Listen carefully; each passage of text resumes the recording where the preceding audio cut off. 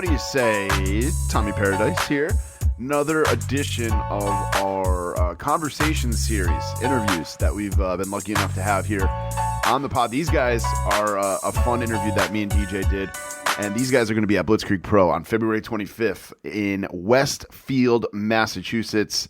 They are Terrell Hughes and Terrence Hughes. TNT is their tag team name, and they are the sons of Impact and WWE Hall of Famer D-Von Dudley. So take a listen to this. They've competed in amateur wrestling during high school. They've appeared with their father in TNA during his feud with Bully Ray and D'Angelo Dinero. And they've had a lot of success so far. They've been on AEW Dark. They've been on some WWE programming as well. Take it in. We talk it all to them. And if you're on the Patreon, you guys can check out a very fun edition of This or That we did with them. It's available now at patreon.com/runinpod. Enjoy this interview, guys. This was a fun one. All right, guys, welcome back in. It's been a little while since we've had an interview on here, but we are privileged tonight to be joined by Terrence and Terrell Hughes.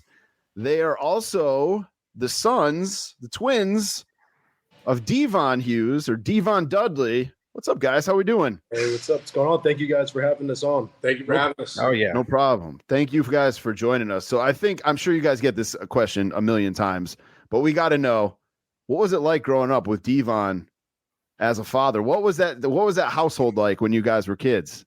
So how he was on TV, the whole preacher gimmick, yelling and screaming, like that's kind of how he was with us growing up. He had a mom who was a pastor of a church. Okay. So they're very old school. He's very tough. And so he definitely came off the way he was on TV at home too. So he was tough with us, everything, school, everything, like wrestling when we got into business. So yeah, it was cool to have him though, because we both loved wrestling growing up.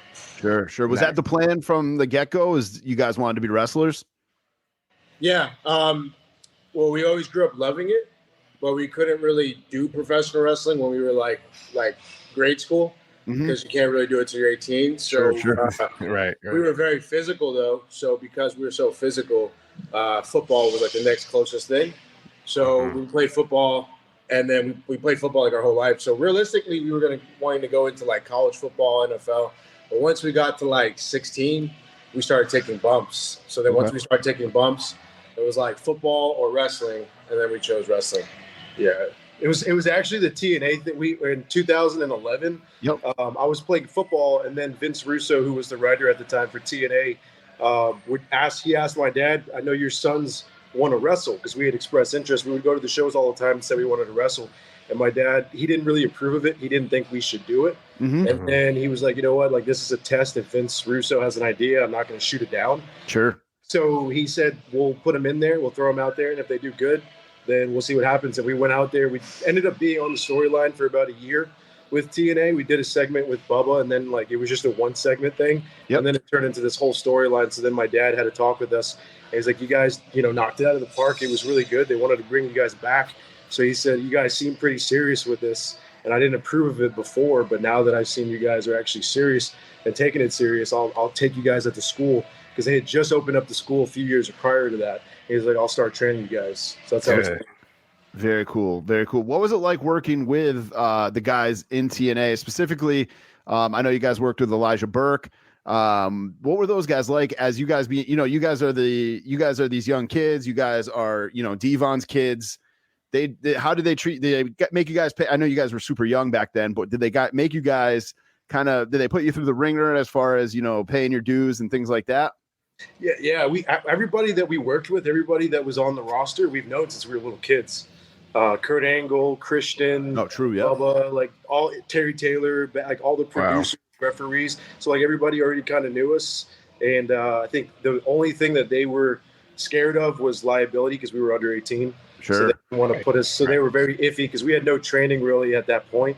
But they trusted our dad, because our dad was showing us how to do it. And Bubba like would show us how to hit somebody with the chair and all that. So they were just very cautious with us. Just want to make sure nothing like dangerous was going to happen. But they were all super supportive too, gave us a lot of advice. And like, if you guys are going to get in the business, I'll tell you guys what to expect. And then like Hector Guerrero sat us down as a second generation. He was like, this is how, as a second generation, what we dealt with and what Eddie dealt with and what Chavo. So like they all sat us down and talked to us like every time we were at TV taping. So that was cool. That's very cool. Yeah, that's awesome to hear. I'm gonna let DJ fire a question or two off here, and then we'll switch it back. Go ahead, DJ. All right. I like the crazy road stories. Like what's a good story that you could tell us? What's a good crazy road story that you could tell us about somebody we've seen or about or something that happened to you? Something that happened to us. Yes. Let's see what happened to us. I don't know if anybody has really ribbed us like that. Yeah. Or you could tell if you guys had I've heard stories. Oh, you know what? Yeah. Here's a funny story. Okay. So when we were younger, super young, maybe like 5 years old, we were maybe a little older than that. We would go to the shows and we would just like pick up random signs for some reason at the show. And you know how in the Attitude Era they would have all those colorful signs, those neon green signs. Yep. And we picked up one and we went into the elevator after the show was over. And in the back of the sign it said Stephanie is a hoe. Oh. The one person who steps in the elevator was Jim Ross and Stephanie McMahon. And, timing. So my mom let us pick up the sign, but she didn't see the back of it. And then all of a sudden my dad was standing behind us and then he saw it and he freaked out and he got super pissed at my mom. And JR looked at us and he didn't say anything because it was the back of the sign. So then my dad was just praying to God. He was sweating because he literally thought like they were going to say something about that. Because I don't know what would have happened if Stephanie would have saw that. I don't know if JR. If they would have liked that. Oh man, did JR know that you guys picked that up from somebody else and that it wasn't your sign? Well, he didn't see because it was a double-sided. He didn't see right. side. Okay, he didn't see that side. I got you. That side. Yeah, I don't know what would have happened though. I don't know if they would have got pissed because we were kids. He would have been. It was just funny to see my dad sweat like that because I don't think he's ever. He's pretty pissed. Yeah. He didn't want to get that Triple H treatment. I've heard many crazy road stories from my dad. Like he would always tell us a lot, like just how things were so different back in the Attitude Era. Like he said, like just they were just it was like living like rock stars. Like even they would break stuff and do what like he said like pull pranks on each other. Like I remember he said like they were at a strip club and like he said Undertaker threw Maven through the rental windshield. Oh Jesus! They were drinking. He said that like Randy Orton went off on a girl at Hooters and like just crazy stuff that would happen. He had to pay the girl at Hooters off shit ton of money because she was like he like I guess was going off on her for some messing up his order. But he had to like babysit Randy and didn't want to get in trouble, so he had to like pay her off. But I feel like now in this generation, the way social media is, if you even say wrong thing, if you even do like an interview like this and you slip and say something like, oh, they're on you about what happened. So nowadays, I don't even think anything like that can happen because everybody's so scared. It also seems like, I mean, obviously going back to when your dad was wrestling, even back to like the 80s and stuff like in the 90s and stuff like that. It's like the guys that were all about going out and partying afterwards. And now it seems like it's more like, no, I'm going to go back to my room and chill and get a workout in the morning. It seems like guys are more focused on getting fit and doing this stuff for their body, keeping their bodies in good shape, kind of because they've seen what's happened. Obviously, terrible things have happened obviously to guys in the past. So it seems like the industry has kind of learned from a lot of that. Yeah, things are arising from like 10 years back. Somebody could post something on Twitter. Right. 10 years later, they say, oh, he said this, and then they're getting fired for it. I think everybody's kind of on edge, and the ones that are not on edge are the ones that are getting fired. Yeah, it's awful that like that kind of stuff can come back to bite you in the butt. But I mean, people were different. I was a different person than I am now 10 years ago. It's so different. But a lot of things. Artists too. Like I feel like artists should be. You guys are artists. You guys should be free to do your thing and not have have the social commentary come into it. But that's just where we are. Yeah. Besides the obvious, who were some of the tag teams that you guys looked up to when you were kids, or even when you were younger, or were you guys, as you guys were coming up and figuring this thing out, was it like, were there single guys that you were looking up to? So yeah, single guys, I think too, tag teams. We were around old school guys like our dad and Bubba and stuff like that. So there was always VHS tapes like around the house. So like I watched a lot of Road Warriors, even though that wasn't our generation. Like that's what we watched too. And then I even later when we got older, getting into the business, really studying that. But I would say like as a kid, we loved the Hardys, of course, because they were like in our dad's era. We got to see them a lot. We got to see more of them. And then like as far as single guys, like Edge was one of my top guys that I really enjoyed. I don't know about. I liked a lot of like the Hardys. I really liked the Dudleys, of course. I was there for a lot of like the Stone Cold pops. So there's just a lot of memories of like as soon as you hear the glass shatter, just looking to your left and looking to your right, and everybody's kind of up on their feet. Right. And even people who maybe weren't at the main event level, like even guys like The Godfather and guys like that with the entertainment aspect of it. Yep. Were some of my favorites, but I always and Randy Orton was a big favorite of mine too. Just his charisma and being a third generation wrestler, kind of in the family. But yeah, a lot of my memories are kind of being there live and seeing the pops from guys like Stone Cold and the Hardys and stuff like that. Who are some guys that you kind of look up to now, or not necessarily look up to, but like kind of put, you're like, admiration. Yeah. Who are some of the guys you admire now? I like what the Usos are doing. The Usos, they're killing it right now. The storyline, and I like how I feel like in the very beginning they weren't really given that platform, and they kind of had to prove it themselves and be themselves and show them that they can do it. And like now they're like in the main events like every week, like every. Right. Yeah, I heard some backstories on the Usos and how they were just really frustrated and they were always on the pre-show and stuff like that. And you see now, nothing but main event now. And then I don't mean to just keep using second and third generations, but Cody Rhodes. Nothing wrong with that. Yeah, his story of what just happened, where he just won the Rumble. He's gone through a lot of battles, just trying to prove himself because they keep trying to put him in the Stardust character and see him kind of get out of that character. Another one would be another second generation Roman. He was getting critiqued so hard. You see, I was watching the Cena Roman promo the other day when I was doing cardio, and it was when his promo, it wasn't the best at the time. Now he cuts nothing but like viral promos. Right. So, and I like promos. Like I'm a big person that just is a fan of promos because it kind of like makes you like the guy, invest in the guy. So I like that about him. And then even some of the young guys that are doing it, like MJF. I mean, he's 20.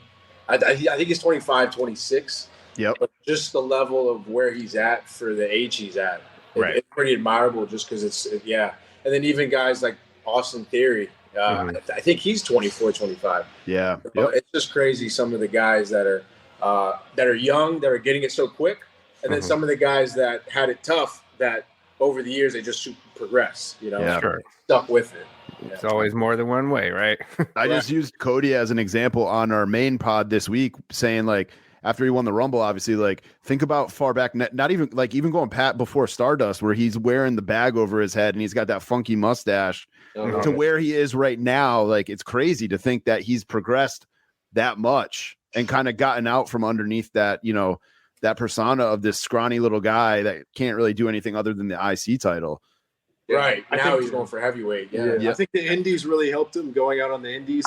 Yeah. You kind of have to find yourself. And I feel like if he didn't leave WWE, I don't know if he would get the same, reaction. I don't know if he would have found himself the way he did now. Sure. I think he found himself over leaving. Sure. Yep. Are you guys interested at all in becoming singles superstars or wrestlers? Or are you guys like, we're brothers, we're twins, we're doing this tag team thing? I think that we want to accomplish as much as we can as a tag team. Bubba actually always told us you guys are more money together than you are separate. And I think that if you build a name, kind of like what Jey Uso did, where his brother was hurt, and then he kind of did that storyline with Roman where he broke away, and then he proved himself that he could do it. Yep. I think if we was to get a name as a tag team first, then that would be great. And then if an opportunity like that comes, absolutely, I think we would both would want to do something like that. Who would win?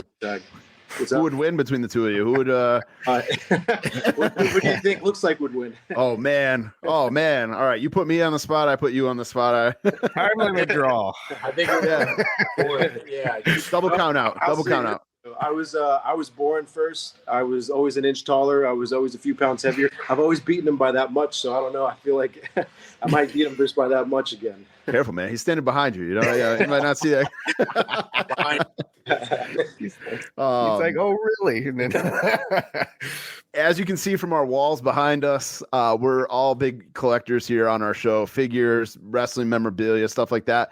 Anything you guys collect besides Stephanie McMahon signs?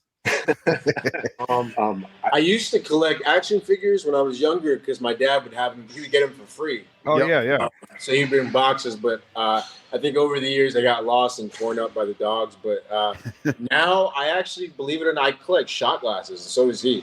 So I have a whole case of shot glasses of every city I go to. And one section is like U.S. and then one section is out of the country.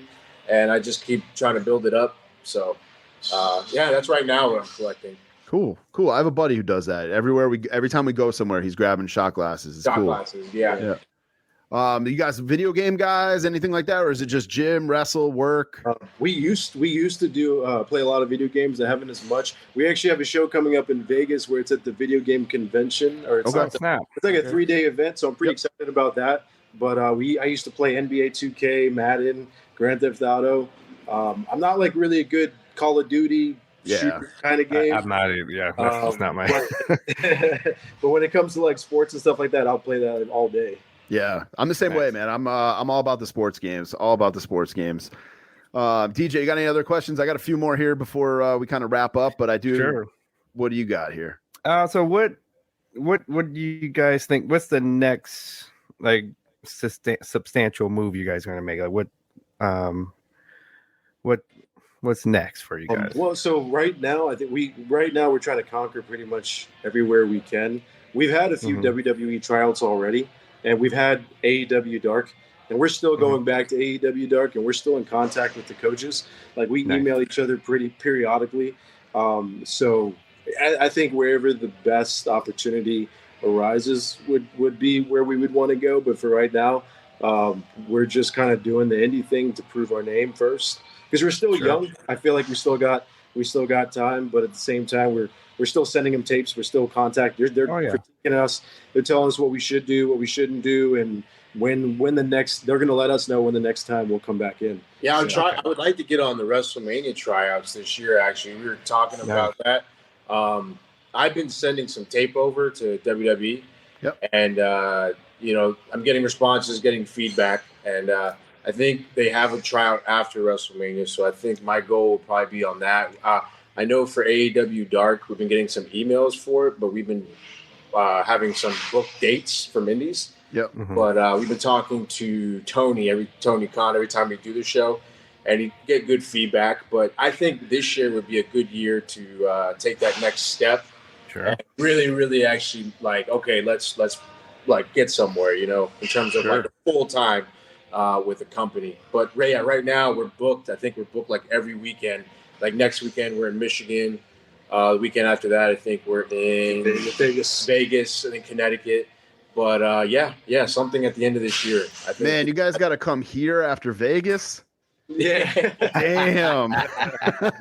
Actually, we're going to be there for our birthday, too. It'll be our birthday week. Oh, wow. Nice. Oh, wow. I unfortunately cannot make it to the show. Really? Sadly, I have a 12-year-old son. People who listen to the pod know he's balls to the wall with sports, hockey and baseball, and he's got a hockey game that night. So I unfortunately can't make it to the show. I was really looking forward to seeing you guys, meeting and meeting your dad and stuff like that. So if you guys are in the area, February 25th, it's Blitzkrieg Pro, Westfield, Massachusetts.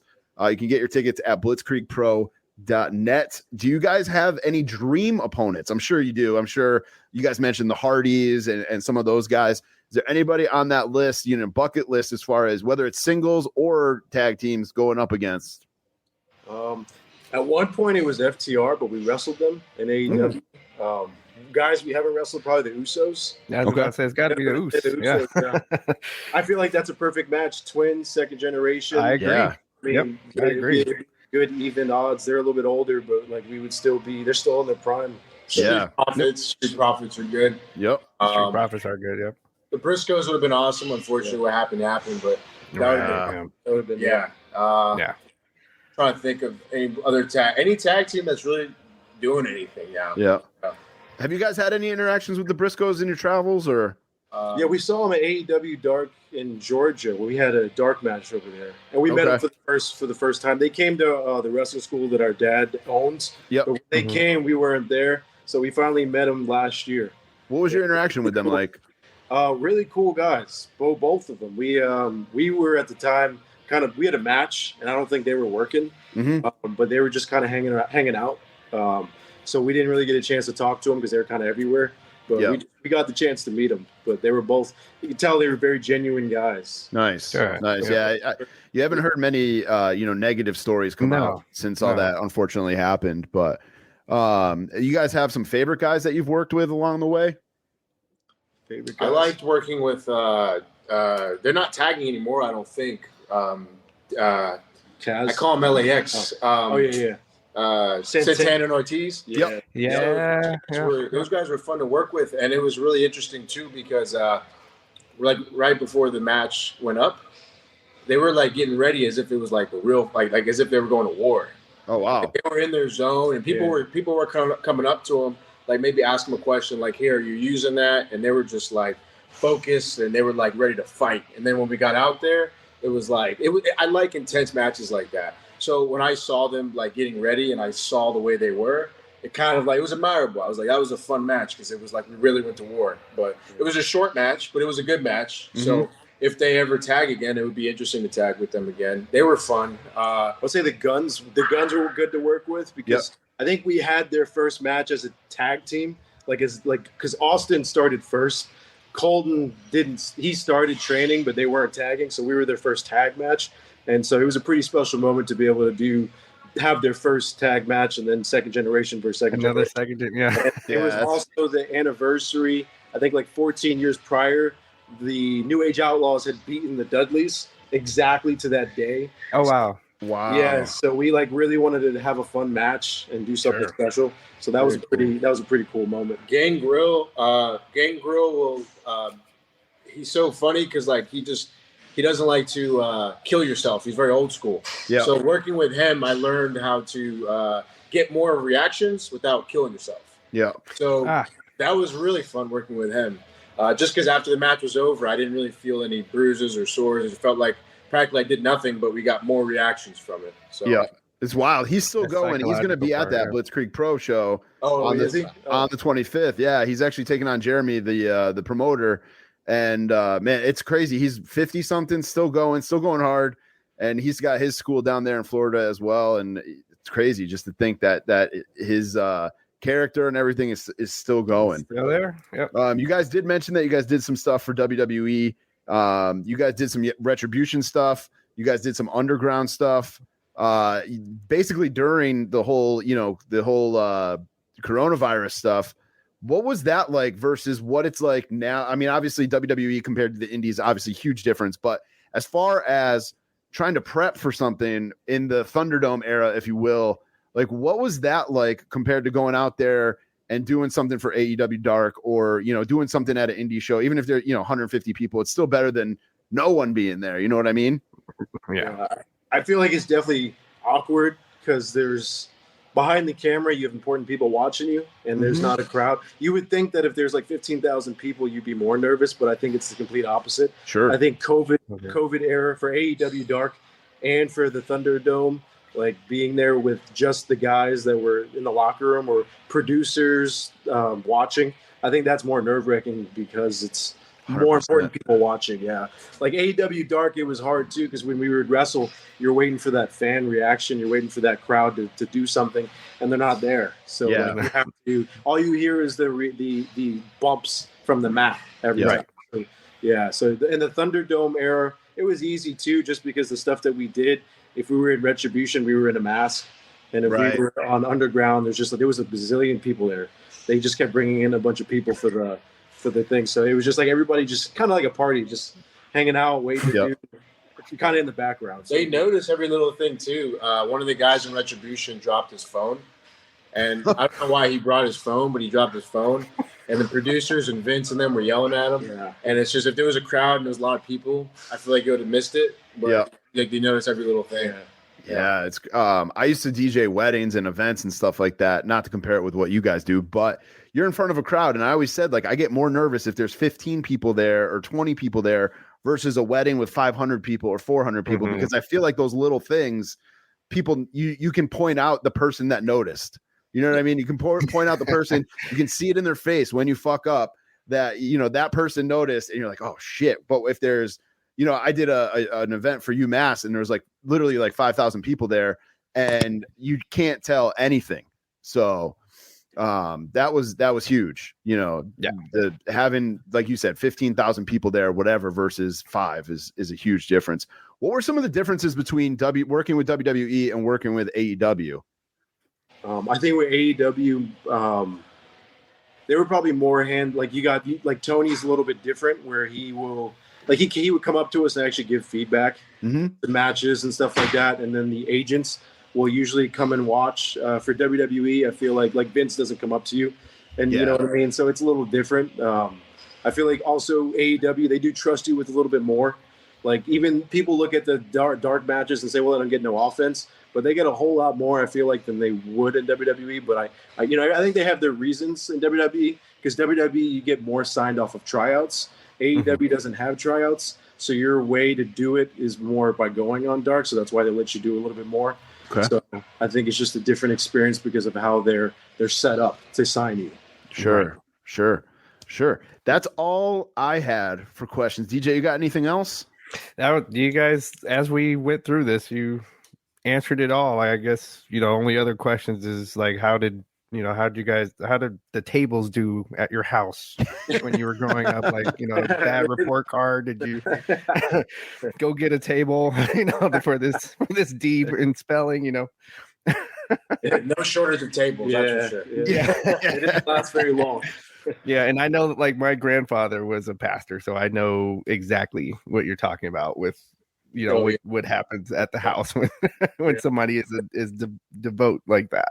Yeah, it's crazy. Not to keep bringing up your dad, because we obviously want to talk about you guys, but like, it's crazy to think of your dad and Bubba, because they seem like polar opposites as far as personalities go. Like, your dad is this, you know, this religious guy, and then D-Von, I don't know D-Von, or I don't know your dad either, but like D-Von or Bubba just seems the complete different end of the spectrum, just from like what we've seen on TV and Busted Open and things like that. But yeah, no, they are. I think that's what kind of made him a good tag team, because he picked up where he lacked, and he lacked where he picked up. Nice. Bubba was the one that would go in and do the business dealings, and if he would rub people the wrong way, which he normally did, he would be the smooth, so he would have to like smooth that over, and then Bubba would go out there and stir people up, and then my dad would be the muscle. So like, they both picked up where the other one lacked, and the differences, I feel like, helped them make such a good team. Sure. Agree. Sure. All right. One last thing, and then we'll let you guys pimp out your social media, where you guys are going to be and all that stuff. Just a random fun fact. I was at the Monday Night Raw where your dad and Bubba put Mae Young through the table.